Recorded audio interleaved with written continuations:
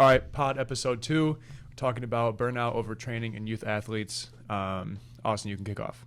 Yeah, so this is something we see a lot in our athletes. We definitely wanted to address. So according to the American Academy of Pediatrics, about 70% of children and teenagers drop out of organized sports by the age of 13, which is pretty early. And this high attrition rate is often attributed to burnout and overtraining. And we're talking here not necessarily like physical overtraining, but more so like mentally they're overtraining.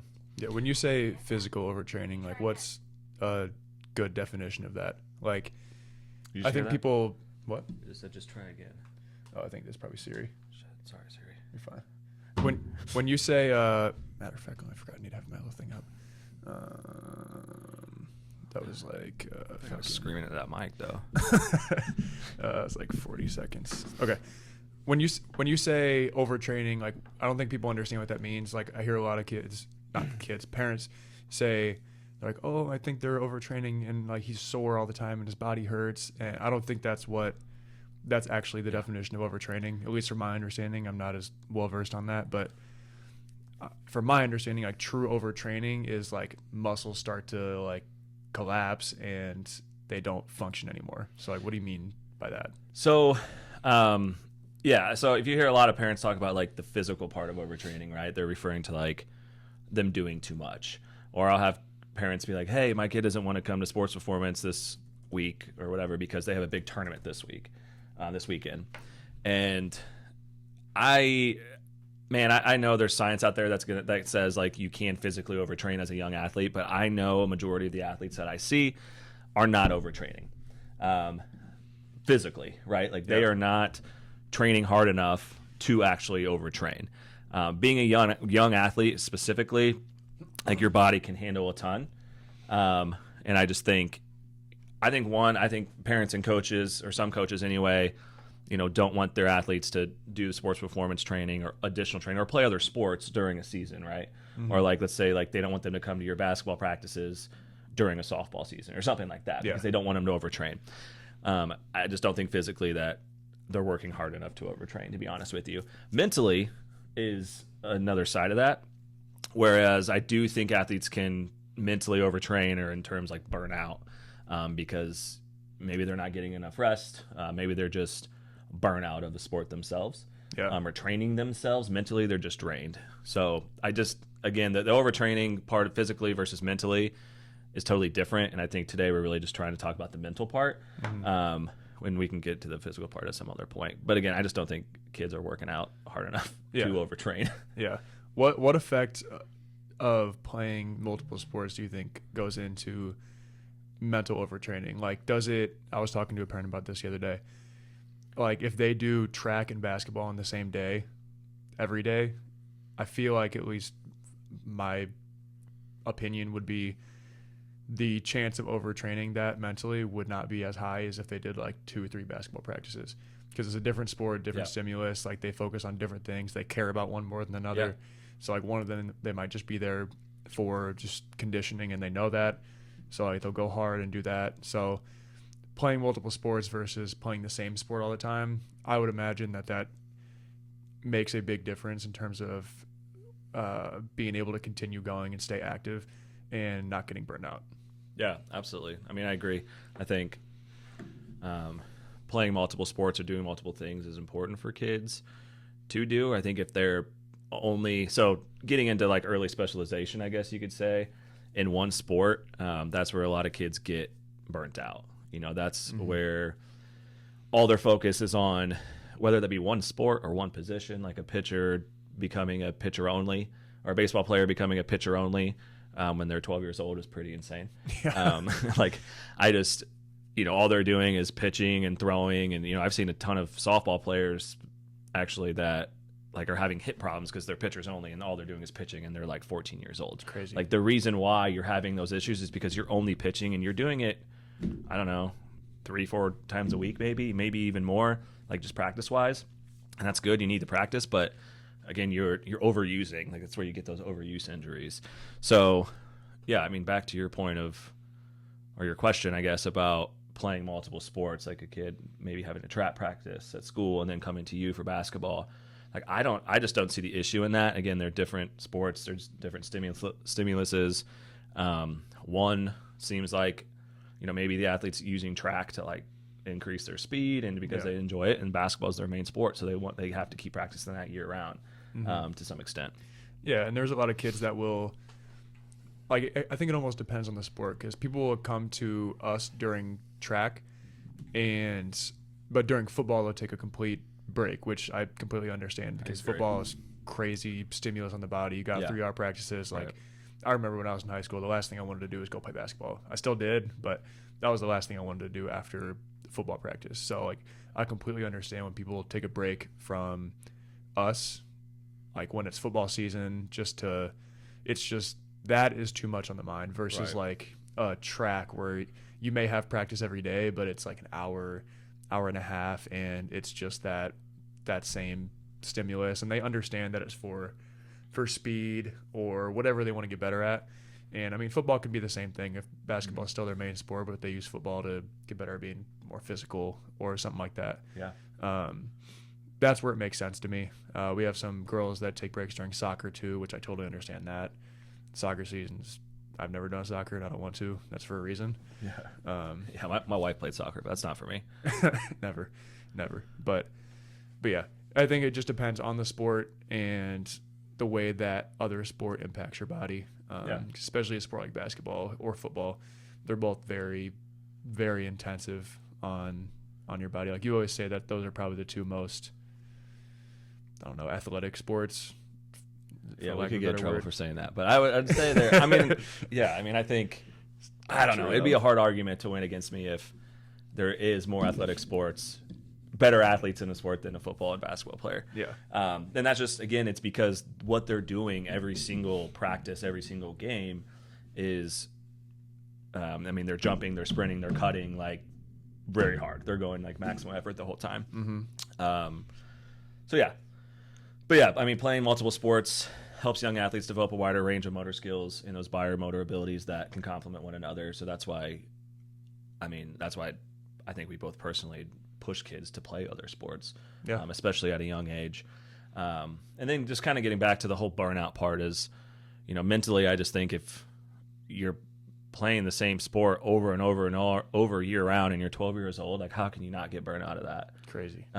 Especially if it's structured. Like, yes, especially it's different if you're just going to play at the park. Yeah. But if you're in a structured practice, game, league, whatever you're in. Do kids play at the park anymore? No, they like, don't. Is that a thing? Like, are kids playing pickup ball? Are they, like, I remember growing up, we would play like tinny ball. We call it, be like baseball in our like cul-de-sac area. Yeah. Like almost every weekend we would play that. We played dunk ball and things like that. Like, are kids still doing that? Because that is, I feel like, the unstructured part's incredible for athlete development. That's why I made open gyms. Like, it's crazy that, like, as a business, I had to open up our gym just for open gyms. Like, I wanted originally for this to be like strictly training, but the need of an open gym where kids know, like, they're not going to go to the Y and see 7 old people playing pickleball on the basketball court. Right, they can come in and actually play. Or like Spees turning into a pickleball court. So, like, there's no opportunity for it. Like, if you go to the Y, it's either going to be old people playing pickleball, a million kids in the gym, or it's going to be closed off for like Zumba class. So, like, there's not opportunity for it. Right. So that's why I made that. But yeah, back to playing to the park. I don't really think they do. Like, there's a park right by my gym, and when I first was checking out this spot in the summer, I got here like the very first time. I got here at like noon, and it was it was before school got out, and I was like, oh, this thing is going to be crazy during the summer. Literally never. I saw it packed like once or twice. That's crazy. Why Raphael and I are going to do a summer league. It's going to be outdoors. Nice. We're going to get McMillan Park. It'll be 5-on-5 outdoors. It'll be a league, but just to get the kids outside playing on the concrete court, like it brings it's a different style of basketball. It brings more toughness. Like, if you fall, that's gonna hurt. Oh yeah, and I just like the letting kids play part. Like, that is, I mean, that's, as coaches, we know we need to teach them how to do things, right? They need to work on their skills, but sometimes, like, they gotta just play. That's where the park play comes in, outdoor play. Yes, like, even our league right now, like, I thought I was gonna get a little bit more pushback, which I really didn't get much. from like, we don't call a ton of fouls. Like, we'll stop the kids and be like, hey, we need to box out, we need to do this, we need to do that. That's more so with the littles, but like, we try to let them play through as much as we can. And I mean, we emphasize it to them, like, a tough player is rare today. So like, that's what we're trying to build, like toughness, resiliency, like play through every single foul. And like I said, I thought I was going to get a little bit more pushback from it, but people love it. That's a big complaint I've heard from parents and kids, is that leagues stop them too much, where I want to let the environment do the teaching. Like, like I said, of course we'll stop it. Like, if it looks terrible, we'll say, hey, let's pass the ball, let's do this, let's do that. And we'll give them, you know, pointers, tips, all that. But at the end of the day, like, they have to figure it out. Right. And it's, so big proponent on just letting them play. Good. And playing at the park, there's, especially if it's unstructured, no parents, nothing, there is nobody there to save you from anything. If you show up and you're not very good, people aren't going to want you on their team. If you show up and you're soft and you complain, people aren't going to want you on their team. They're not going to let you play. Right. Which, I mean, it sounds bad, but it teaches a lot of life skills going to play at the park. Like, it's different than just like paying for a league or something and then you have to play. Yeah, like if you go to the park and people pick you up, that means you're good, or they want you on your team in some capacity. Mm-hmm. But going to the park and being with people, you might get your run in, but you might not get the ball the whole day for one reason or another. So it drives that I got to get better, I got to compete. And if there's a lot of people at the park, like if there's 20, 25, 30 people, and this is basketball specifically, but you might play one time. So if you lose, it might be over with. You have another hour and a half wait. Mm-hmm. So there's that competition factor to win. And like, I mean, I grew up, and I mean, everybody that's like my age or a little bit older, I grew up playing at the park, and that was the majority of time that spent playing the sport. Now I feel like it's flipped. Yeah. The large majority of the time is with a coach, with somebody like holding your hands and guiding you all the way. Right. There is no like, hey, you kind of got to figure it out. Yeah. Which is, I feel like, an important piece to like motor learning and things. It is. Like, I just had a workout yesterday with one of our freshman girls, and I gave her what we were doing. I told her what to do, and I gave her like one cue. And after every rep, she was like looking for feedback. I'm like, figure it out. And then every now and then I would pop in and I'd like, let me do a rep, have her watch me. And then I'm like, figure it out. You're fine. Yeah. And she just kept doing it, and she got it. And after that, it became automatic because like she figured it out herself. And I feel that a lot from kids, they look at us for feedback right away. Oh yeah. When like whatever we're doing, you need to do it multiple times. Like, I will give you a cue to focus on, work on that, continue to do it, and then it'll get better. Then we'll move on. Mm-hmm. And that's the style I've adapted recently. And it gets a lot of funny looks sometimes from kids because I straight up won't say anything. Yeah. I won't say good. I won't say bad because they know when it's right. And then it clicks, and they're like, okay. So this is kind of off topic in a way to what we're supposed to be talking about today. But like, what do you think about kids nowadays and maybe being, or I guess, what do you think about kids fearing failure right now? It's like, huge. I think that's a big part of training and burnout right now is I think a lot of kids are, for some reason, just scared to fail a lot. And that's why they're, asking coaches like us or whoever for immediate feedback instead of just like playing or running or whatever it is. Mm-hmm. So what do you think about that? It's definitely a thing. Like, nobody, I mean, obviously you don't want to fail, especially as a kid. If you're at a game or a practice and you have your parents watching, a coach watching, and you have maybe your teammates watching, mm-hmm. You have kids from other schools you might know watching, all four of those combined, there's not really a chance to develop, because in order to develop, if you're not failing, you're not developing. Right. At the end of the day, like, if you are not challenging yourself and failing and missing and turning the ball over, you're not figuring things out, because there's no stimulus for you to have to adjust to. Right. And that is why the park play or the free play like you guys do here for like your developmental league is so big, because they're not really afraid to fail. Like, they're just kind of mm-hmm. playing, right? They're not thinking about all this. Yes. These different things. Yes, that's the whole point. There's no, like, we reiterated a million times every day, like, I don't care what you guys do as long as you try everything we give you. That is just try it. Yeah. And the kids who try it the most and who look the funniest at the beginning and who might feel stupid are the ones that get better the quickest. And I mean, it's no secret, it's not a surprise, but that fear of failure is definitely huge, because I feel like there's so much expectation on kids and youth sports. I just actually had a rant the other day about this on my story. I'll reiterate it a little bit because I'm still a little fired up about it. That fear of failure, not only from your parents and teammates and peers and everything that are watching you play basketball, but that fear of failure of being willing to not go along with what everybody else is doing. And you might be wrong. So if you don't want to train with a certain trainer, if you don't want to play for a certain AAU team, if you don't want to train at all and you only want to play AAU, if you only want to play AAU, or if you only want to train and not play AAU, if you want to go to a certain school that's different from what your friend group might do or what your parents might want or whatever the case is, that fear of I might be wrong is huge. Like, I mean, it's peer pressure. Like, you know, it's naturally in every kid's environment, peer pressure.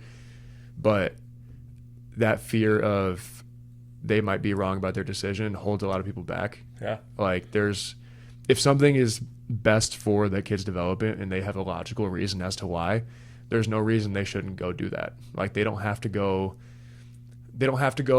work out with somebody because all their friends are. They don't have to go play for an AAU team because all their friends are. They don't have to train with anybody at all if all their friends are. Mm-hmm. If they feel like they can improve themselves, they can do that. They don't need to specialize in one sport if they correct if they don't want to. Correct. Like right away, I guess, as a 12 to 14-year-old, like there's no reason to. Yes, just because everybody else is, like, it. Yeah. It long term is what matters. That's what we always tell the kids is we're trying to get you not only good on varsity, but just to be a well-rounded athlete, person, and have a bunch of experiences to play off of. For sure. So what advice do you have for parents regarding that? Because I know as parents, well, you're not a parent yet. I just became a parent, but my kid can't hardly walk, so we're not really there yet. But I mean, what advice do you have? Because I know it's hard for parents to go against the grain, right? Like, everybody wants to be doing what everybody else is doing. And it's, AAU is a really big thing right now in travel sports. And I think playing as many games as possible is a big thing. Mm-hmm. And I think a lot of parents, want their kids to do some kind of travel ball or AAU just because it's what everybody else is doing.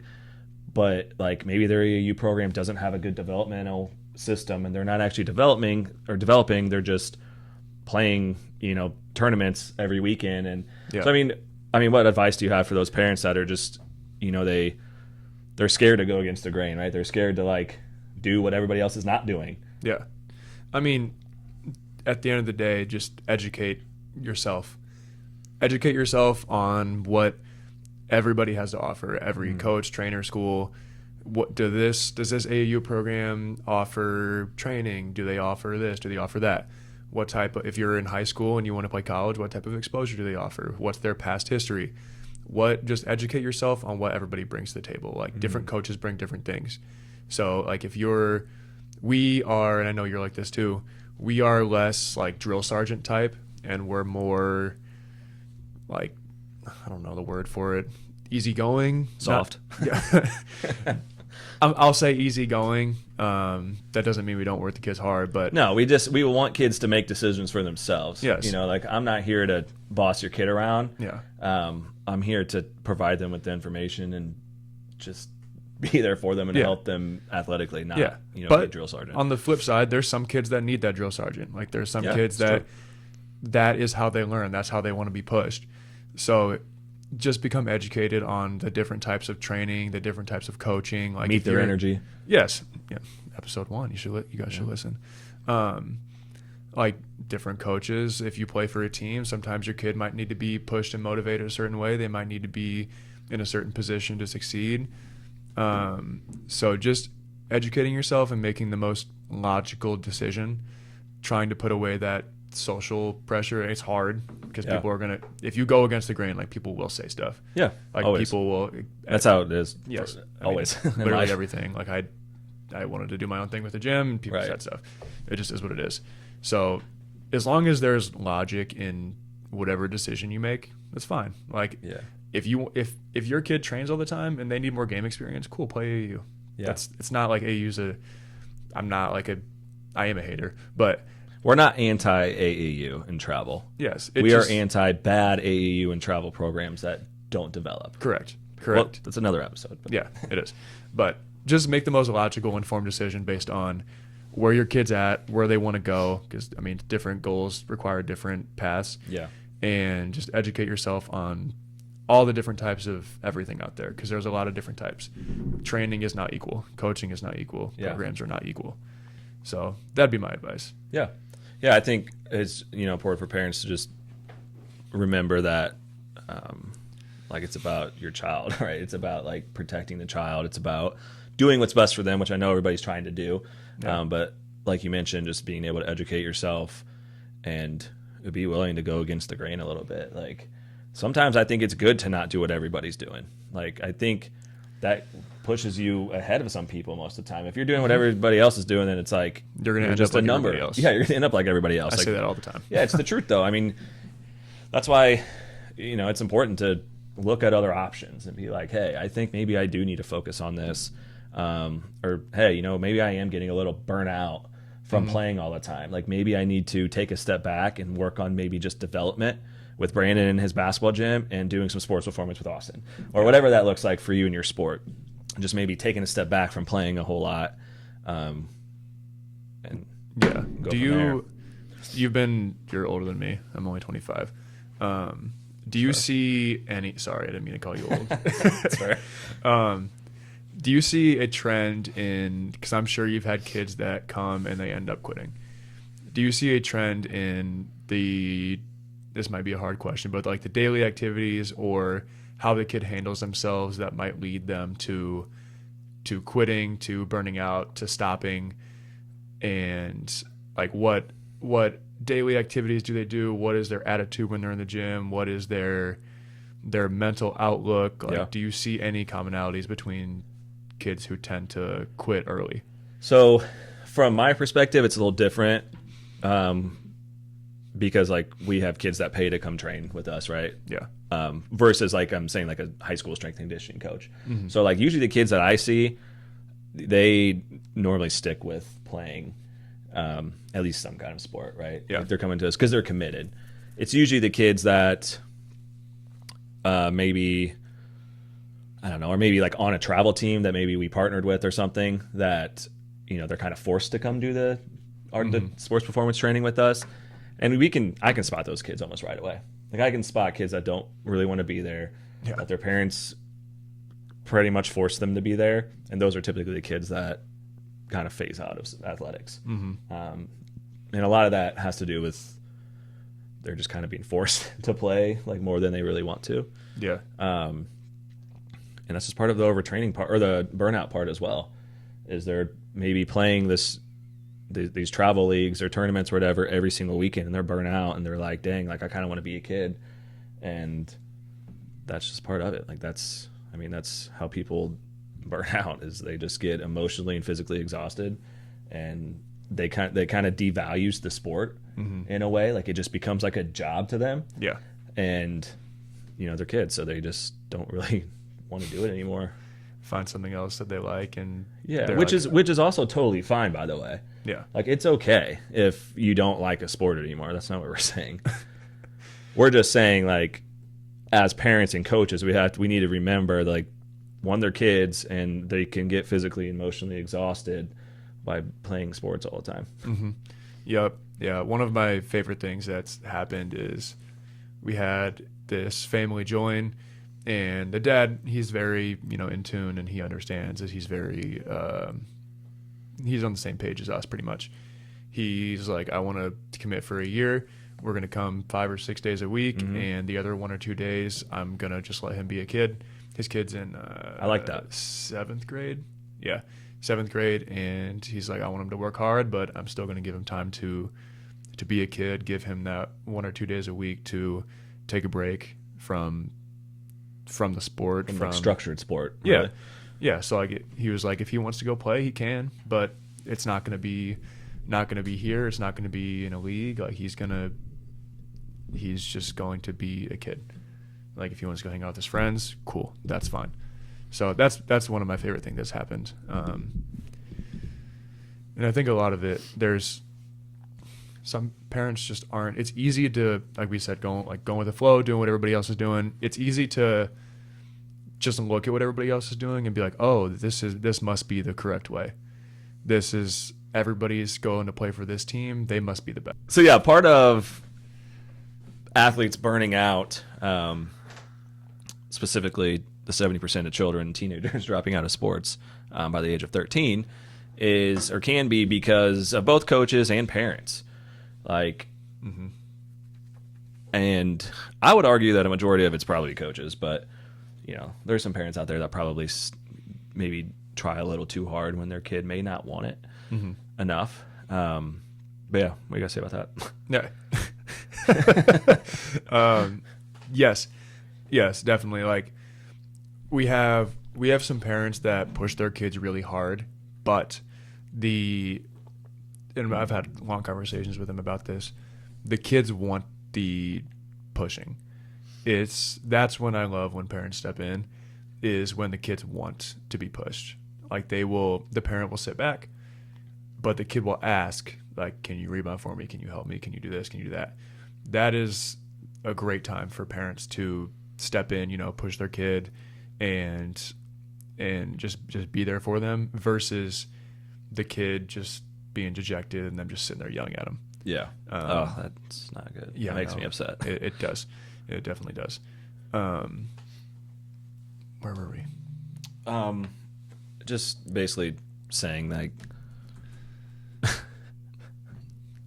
people need to chill the fuck out.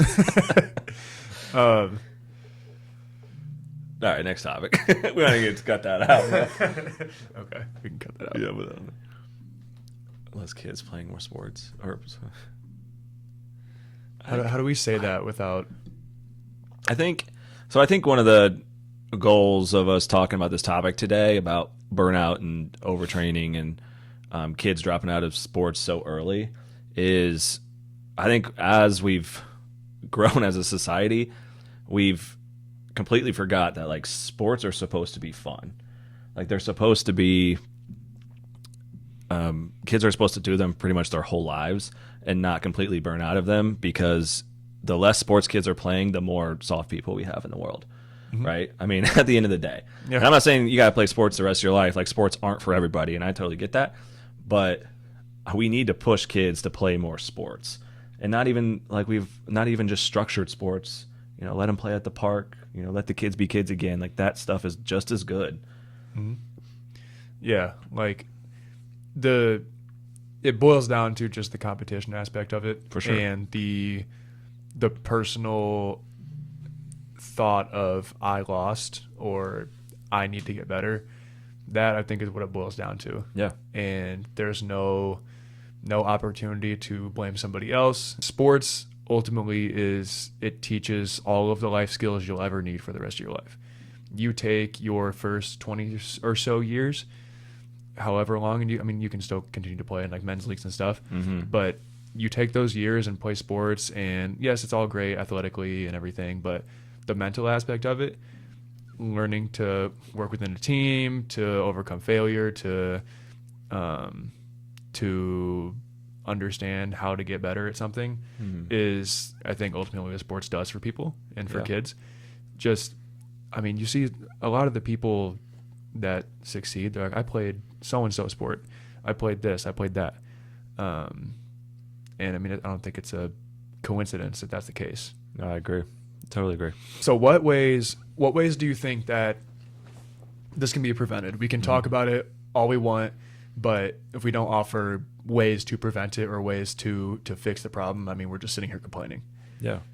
So I think one of the first ones would be let kids be kids, which we've discussed already, is let them play. Yeah. Let them play unstructured sports, let them play unstructured games like even tag and things like that, and just help promote those balanced lifestyles and develop those basic biomotor abilities and things like that.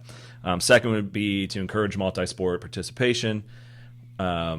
which we've also discussed. I mean, I think it's important for kids to play a variety of sports and not just specialize in one sport early.